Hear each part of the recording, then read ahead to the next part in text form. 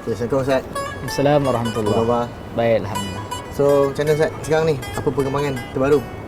Perkembangan terbaru Umat Malaysia. Malaysia, alhamdulillah kita masih teruskan lagi program-program dakwah kita, program-program kebajikan kita, dan dalam masa yang sama penulisan-penulisan kita dan juga ceramah-ceramah kuliah yang kita anjurkan berjalan dengan baik, alhamdulillah, dan mendapat sambutan ramai.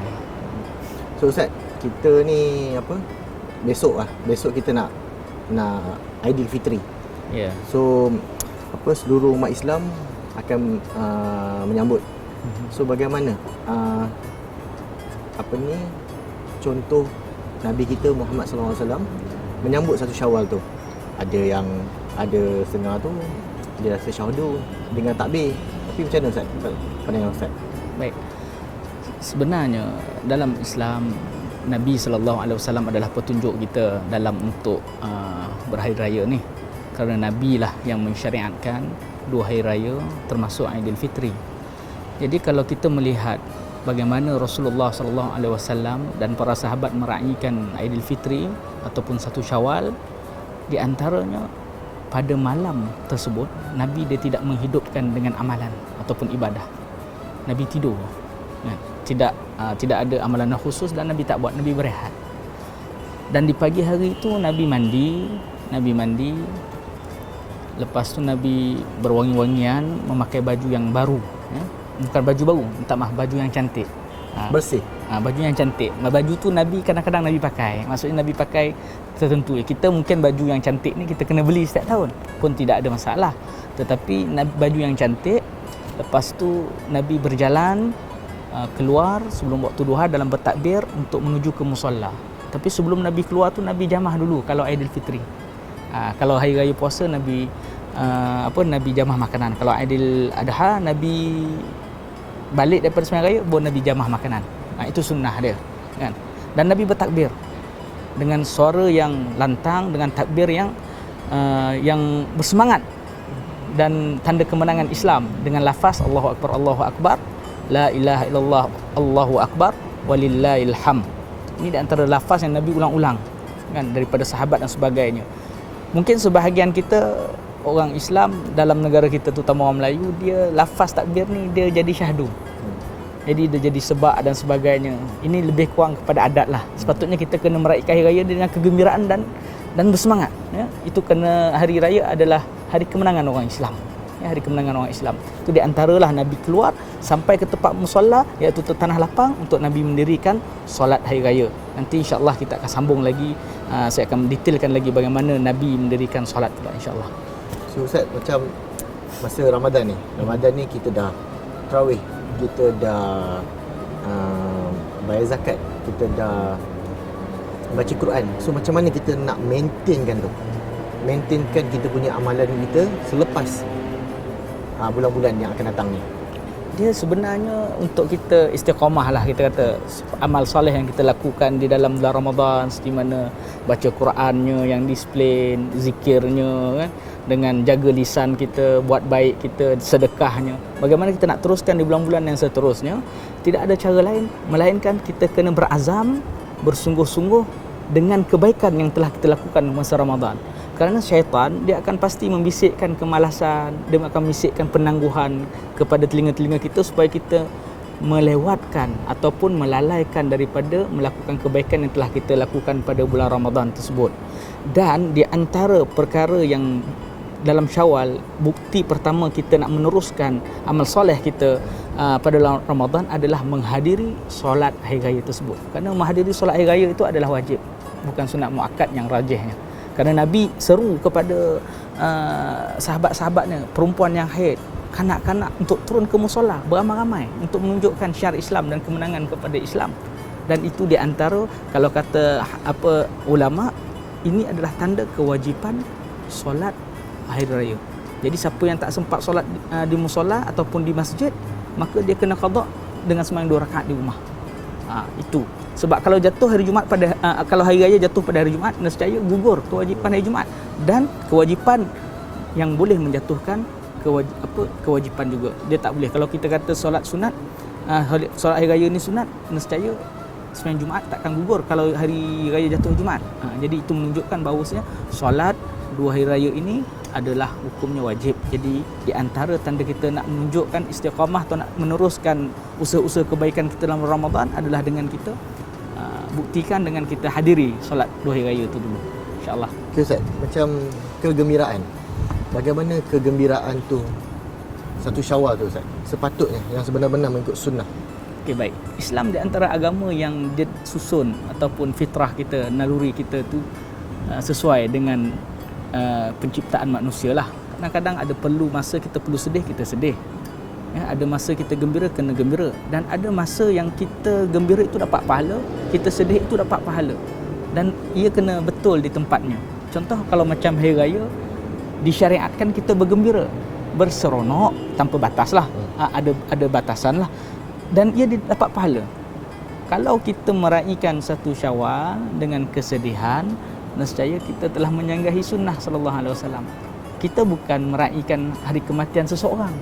Kalau kita menyambut atau kita menerima berita tentang kematian, mungkin di antara sunnah kita kena bersedih.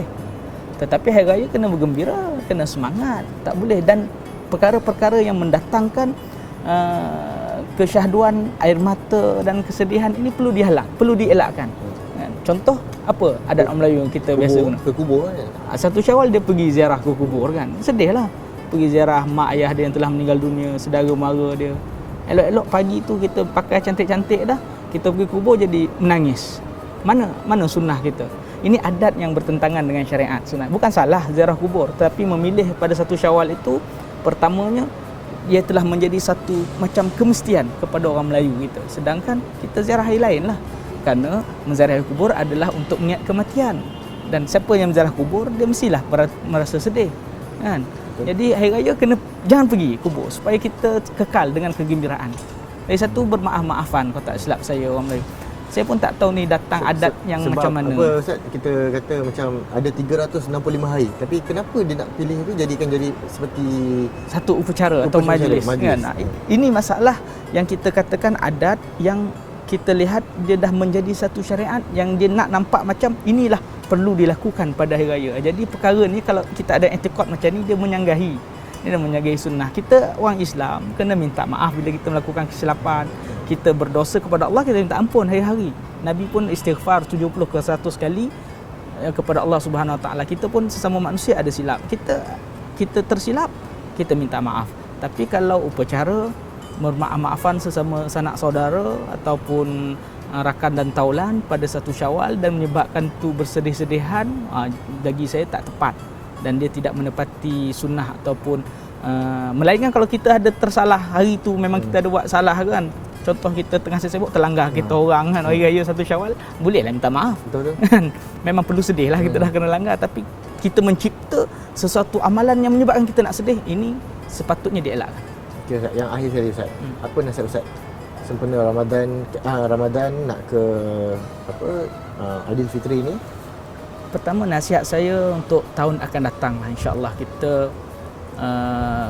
kita dah besok nak raya ni, saya nasihatkan kepada kaum muslimin dalam negara kita ni, kalau untuk dalam bulan Ramadan, kalau kita nak buat majlis buka puasa ya, ataupun nak membeli belah, elok kita fokus, kita ambil masa pada 20 hari terawal dalam Ramadan.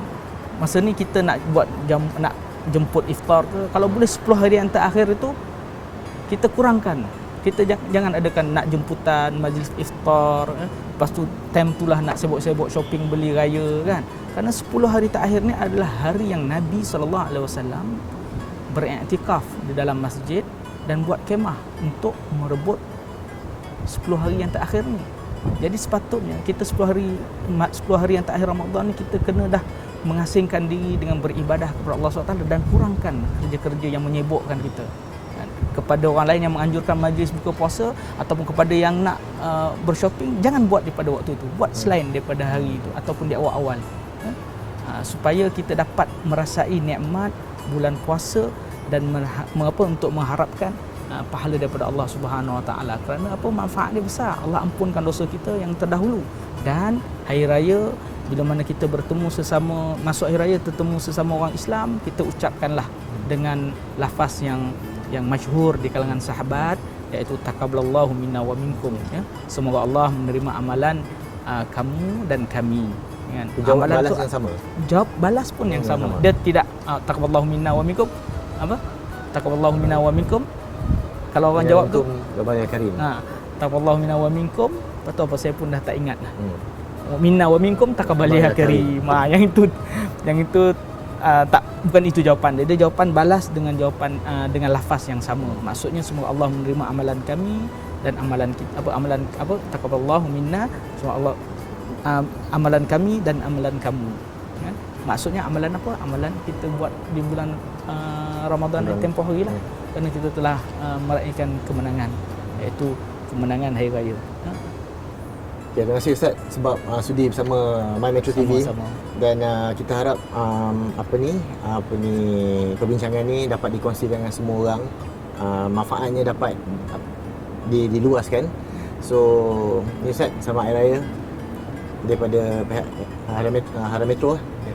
Okey, baik. Saya pun mewakili daripada orang Malaysia pun mengucapkan selamat Hari Raya jugalah kepada pihak Metro, Haram Metro, Metro TV, ya, kepada pihak kru-kru semua yang telah memberi laluan yang banyak kepada pihak Ilmuwan Malaysia dalam menyampaikan dakwah kepada masyarakat dalam negara kita ini. Selamat Hari Raya, taqabbalallahu minna wa minkum.